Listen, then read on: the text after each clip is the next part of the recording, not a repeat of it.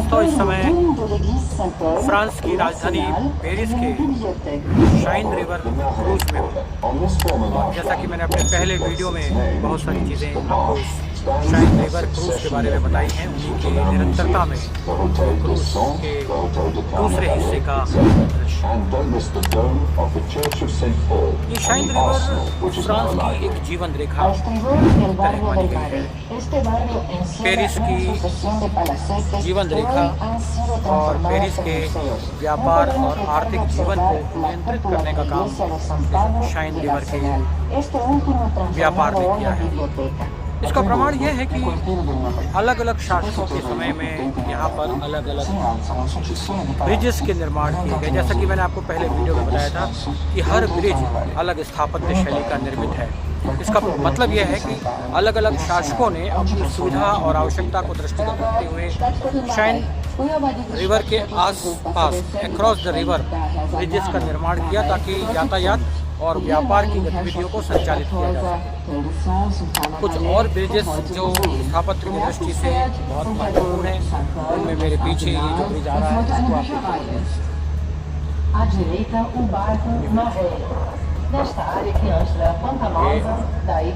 18वीं शताब्दी का ब्रिज बताया गया है। 18वीं शताब्दी के व्यापार को नियंत्रित करने में इसका बड़ा योगदान रहा है।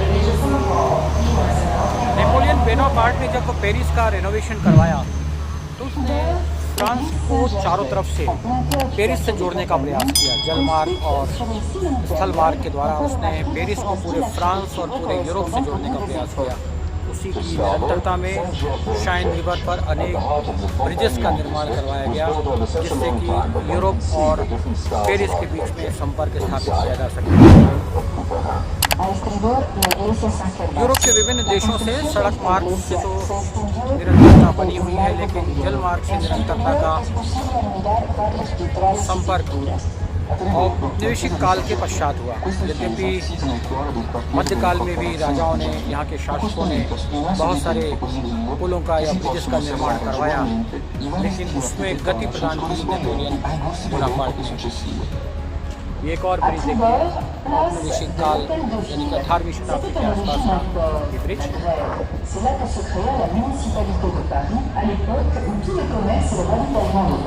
मजबूत पत्थरों का निर्माण इस ब्रिज में किया गया है।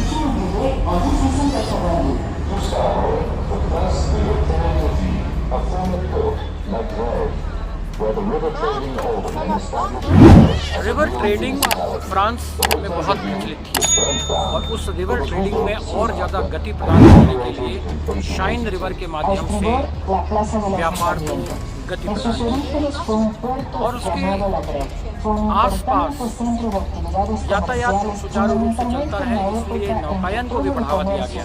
केवल ट्रेड ही नहीं बल्कि पर्यटन की दृष्टि से जोड़ने के लिए रिवर के चारों तरफ बोटिंग का चलन प्रारंभ किया और ये चलन 18वीं शताब्दी 17वीं शताब्दी में प्रारंभ हुआ।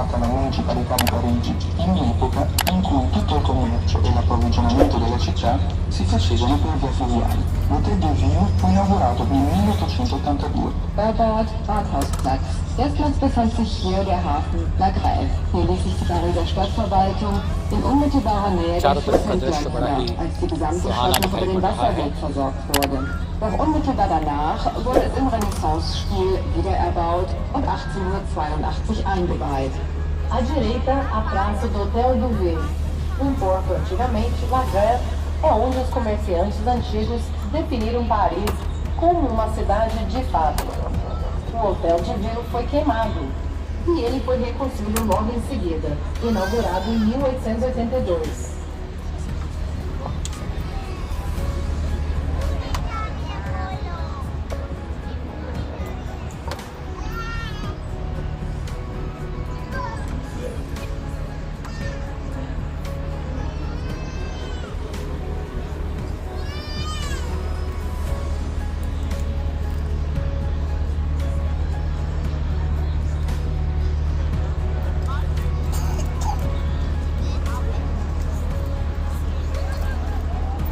चारों तरफ बड़ा ही सुहाना समा।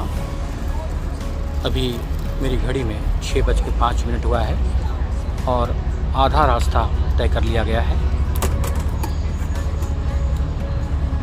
लगभग फ्रांस के सभी प्रमुख हिस्सों को पेरिस ने शाइन रिवर क्रूज़ और ट्रेडिंग के माध्यम से जोड़ने का प्रयास किया है और उसमें ये प्रयास पूरी तरह से सफल रहा है। पेरिस रोमन साम्राज्य के समय में भी था, लेकिन उस समय उसका नाम कुछ और था। कई मॉन्यूमेंट्स पेरिस में रोमन साम्राज्य दूसरी शताब्दी ईसा पूर्व के भी मौजूद हैं, जिन्हें हमने आज देखा है। तत्कालीन रोमन शासकों के समय में ये नाम कुछ और था, लेकिन मध्यकाल में इसे तत्कालीन फ्रांसीसी शासकों के समय में बदल दिया गया। आज जो पेरिस दिखाई पड़ता है उसकी पृष्ठभूमि में नेपोलियन बोनापार्ट का बहुत बड़ा योगदान है। यहाँ का शासक बनने के साथ ही उसने पूरे पेरिस को अत्याधुनिक तरीके से सुसज्जित करने में अपना पूरा समय दिया और उसमें पूरी तरह से सफल भी रहा। यहाँ की अनेक इमारतों में नेपोलियन बोनापार्ट के समय की स्पष्ट शैली दिखाई पड़ती है। ये एक और ब्रिज जिसके नीचे से अभी हम निकल रहे हैं, इसमें लोहे की रॉड, लोहे की पत्रों का प्रयोग किया गया है और ये लगभग का ब्रिज है।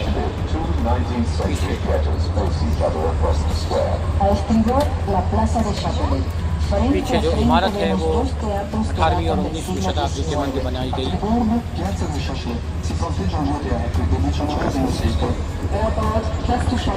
Heute befinden sich auf diesem Platz 2 Theater aus dem 19. Jahrhundert.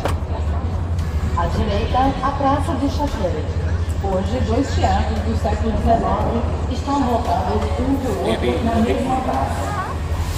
घनी रॉड और उसके जाल के द्वारा निर्मित ये भी मध्यकाल का ही ब्रिज, और इसमें जो आर्चेस हैं वो बहुत खूबसूरत और सुसज्जित हैं। संभवतः उन आर्चेस में बाद में मूर्तियों का निर्माण किया गया होगा। Vestige du palais des premières lois de France, la conciergerie devint prison sous la Révolution française. La salle des gardes et la salle des gendarmes présentent une architecture digne d'intérêt avec colonnes, piliers, voûtes et ogives.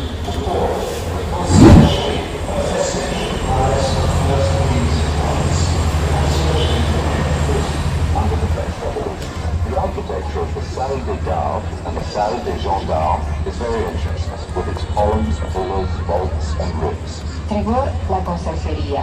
Vestigio del Palacio de los Primeros Reyes de Francia, la conserjería fue transformada en prisión en la época de la Revolución Francesa. पूरे Paris को shine river cruise के माध्यम से explore करना मेरी इस यात्रा का बहुत ही सुखद पड़ाव है।